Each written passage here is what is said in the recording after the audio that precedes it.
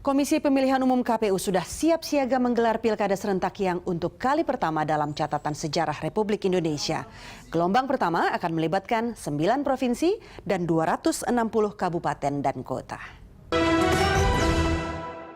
Mas Sadar, kenapa KPU ini tidak menggubris rekomendasi Panja Komisi 2 DPR soal partai yang bersengketa dengan menggunakan putusan akhir pengadilan? Ya, karena kami berpandangan bahwa kalau itu digunakan sebetulnya itu bertentangan dengan undang-undang tata usaha pengadilan tata usaha negara sendiri mengatakan bahwa pejabat negara atau siapapun melaksanakan putusan tersebut haruslah putusan yang sudah berkekuatan hukum tetap atau inkrah. Nah, artinya kami tidak bisa mengadopsi, memasukkan ke dalam peraturan kami. Apakah ini juga mengantisipasi bahwa KPU bisa digugat nantinya di belakang hari? Nah, kalau memang ada yang mau menggugat, ya kami ikuti saja prosesnya. Sebagai contoh, sekarang pun sebetulnya kalau peraturan kami itu dianggap bertentangan dengan undang-undang, itu bisa juga diajukan judicial review ke Mahkamah Agung. Ya, Mas Sadar, kan sekarang ini ada dua paling tidak partai yang bersengketa, yaitu Golkar dan P3. Ya. Sehingga mungkin hal yang bisa dilakukan oleh kedua partai itu adalah islah dan membentuk satu kepengurusan baru. Ya. Pertanyaannya kemudian, bagaimana bila islah itu tidak tercapai? Apa yang kemungkinan bisa terjadi nanti menjelang pilkada serentak? Ya, kalau kondisinya masih seperti itu, tidak ada yang bisa mendaftar. Namun demikian peraturan kami memberi ruang, antisipasilah. Nah, mereka melakukan islah atau istilahnya lebih tepat di peraturan kami bersepakat untuk damai, ya, kesepakatan damai atas satu pengurus. Tetapi kesepakatan atas satu pengurus ini haruslah juga didaftarkan kepada Kemenkumham. Nah, nanti akan dikeluarkan SK-nya atas satu kepengurusan yang sudah disepakati tersebut. Itulah yang akan menjadi dasar untuk mendaftar atau mengusulkan pasangan calon untuk pilkada. Untuk pilkada, dan juga dasar kami untuk menerima pendaftaran ini bisa atau tidak.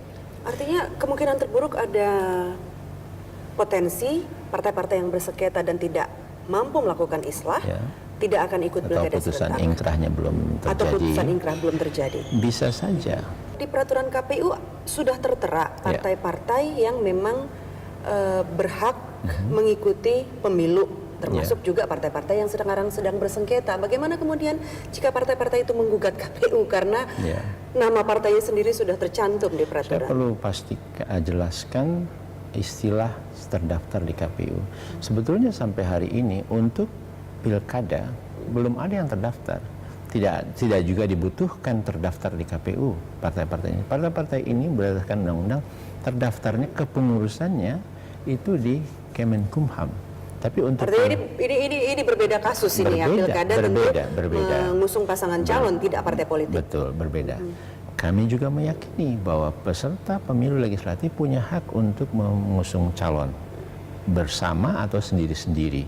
Ada syaratnya tapi, dan pengusulan ini harus melalui satu pengurus di tingkat pusat dan di tingkat daerah. Nah, untuk pengurus di tingkat pusat tentu haruslah yang memang sah.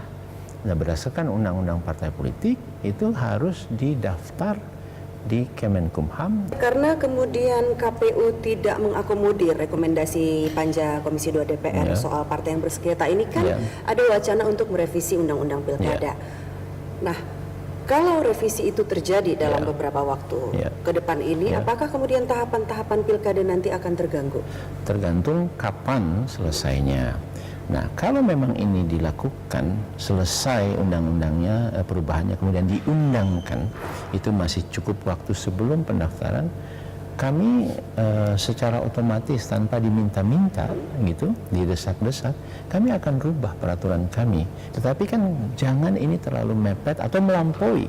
Kalau terlalu mepet nanti untuk sosialisasinya dan nanti akan menimbulkan kebingungan di lapangan.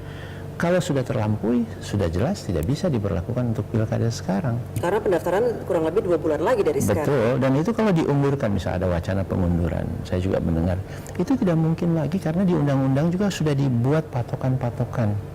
Terutama patokan tentang penyelesaian sengketa, itu 87-an hari.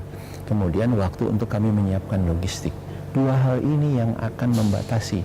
Dan yang terakhir tentu pemungutan suaranya adalah bulan Desember 2015. Semua ada di dalam undang-undang. Ya Mas Hadar, tapi dengan kemungkinan tadi Anda katakan worst come to worst-nya, partai-partai yang bersengketa tidak bisa ikut pilkada, ini bagaimana kemudian potensi konflik di akar rumput? Ya banyak yang menganalisis akan besar. Bahkan para elit dari partai tertentu ini juga semacam sudah ultimatum gitu, siap nggak pemerintah dengan dan seterusnya. Kami sebagai penyelenggara juga tidak ingin ada partai-partai yang besar, partai-partai yang memang sejarahnya sudah panjang di Indonesia, punya makna buat pemilih, buat masyarakat kita gitu. Dan punya konstituen yang fanatik bisa dikatakan. Oke, betul juga. Untuk tidak bisa ikut. Ini menjadi momentum pelajaran mahal mungkin bagi partai politik. Tidak hanya partai politik, untuk kita semua. Pembuat undang-undang ini termasuk juga soal anggaran, Mas Hadar, karena hitung-hitungannya pilkada serentak ini ternyata membutuhkan dana yang lebih besar dan dianggap tidak efisiensi.